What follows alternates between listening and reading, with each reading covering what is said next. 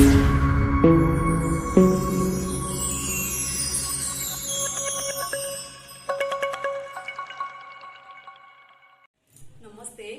मैं श्री विवेकानंद विद्या मंदिर के आचार्य निर्मला साहू। मैं आज 10th क्लास बच्चों के लिए हिंदी ग्रामर लेके आई हूँ। टॉपिक का नाम है उपसर्ग।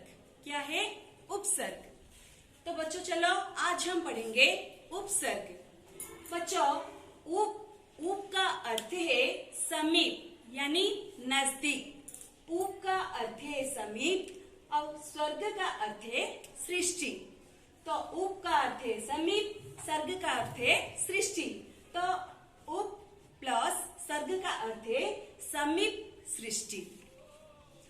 बच्चों चलो अब हम जानेंगे जे उपसर्ग का परिभाषा क्या है। उपसर्ग किसे कहते हैं? ना किसी शब्द के समीप आकर नए शब्द बनाने को उपसर्ग कहते हैं।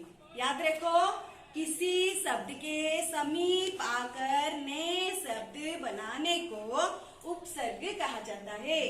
तो बच्चों एक जैसे उदाहरण है, देखो हार। हार का अर्थ क्या है? हारना। हार का अर्थ है हारना। तो बच्चों देखो प्रो प्लस हार, मैंने यहाँ पर क्या किया ना, किसी शब्द के समीप आकर नए शब्द बनाने को उपसर्ग कहते हैं। यानी एक शब्द है हार, उसके समीप यानी नजदीक कौन आया?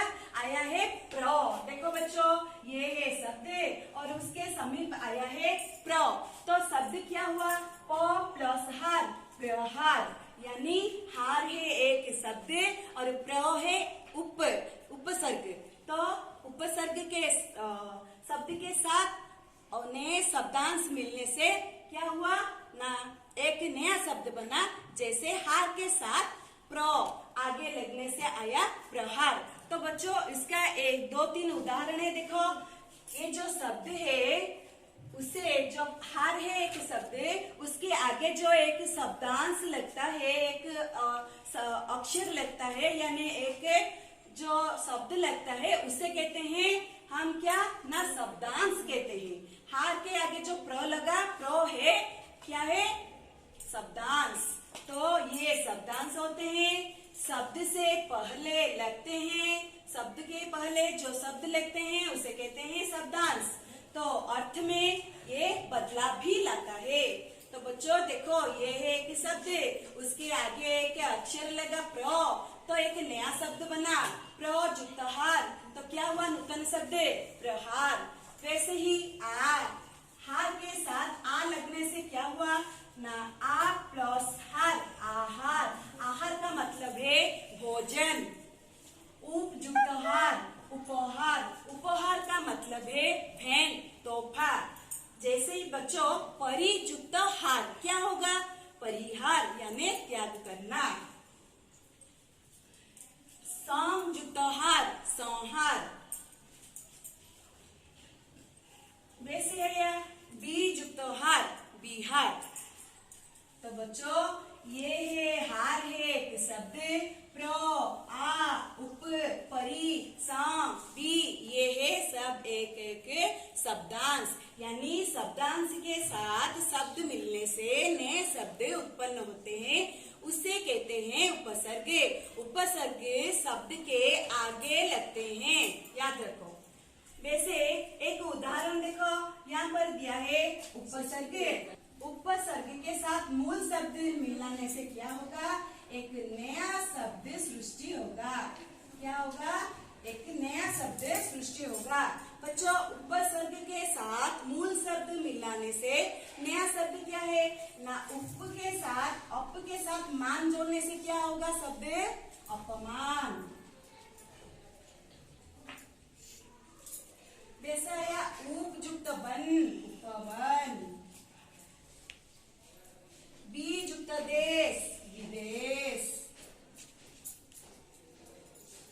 अनयुक्त जान, अनजान।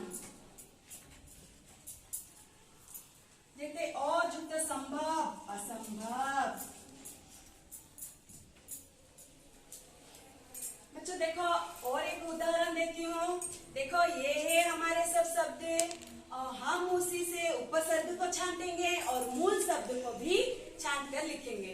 देखो बच्चों, अब समझ में आ जाएगा। आकाश, आकाश में मैंने कहा था जो शब्द के जो आगे जो शब्द रहता है उसे कहते हैं उपसर्ग।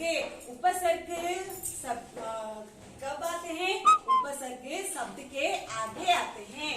जैसे आकाश, आ है उपसर्ग, काश है मूल शब्द, तो आ से काश मिलने से क्या हुआ? आकाश। समिति प्रयोग, प्रयोग में प्र है उपसर्ग और योग है मूल शब्द। दुबला, दुबले में दू है उपसर्ग और पला है मूल शब्द। पराजय, परा है उपसर्ग और जय है मूल शब्द। अनपढ़, अनपढ़ में अन आया उपसर्ग और पढ़ आया मूल शब्द। तो बच्चों देखो, आकाश में आ आया है उपसर्ग, प्रयोग प्रो, दुबला दू, पराजय पर, परा है उपसर्ग, अनपढ़ अन है उपसर्ग। तो बच्चों उपसर्ग क्या है? किसी शब्द के समीप आकर नए शब्द बनाने को उपसर्ग कहते हैं। तो बच्चों याद आया, शब्द में जो आगे जो शब्द रहते हैं उसे कहते हैं शब्दांश यानी उपसर्ग। ठीक है, तो बच्चों नेक्स्ट क्लास में हम उस पाठ के आगे बढ़ेंगे। रहती हूँ, धन्यवाद। Thank you so much for watching our video. Please don't forget to like, share, subscribe and press the bell icon for latest updates on Swami Vivekananda ideologies and our Sri Vivekananda Vidya Mandir group of institutions.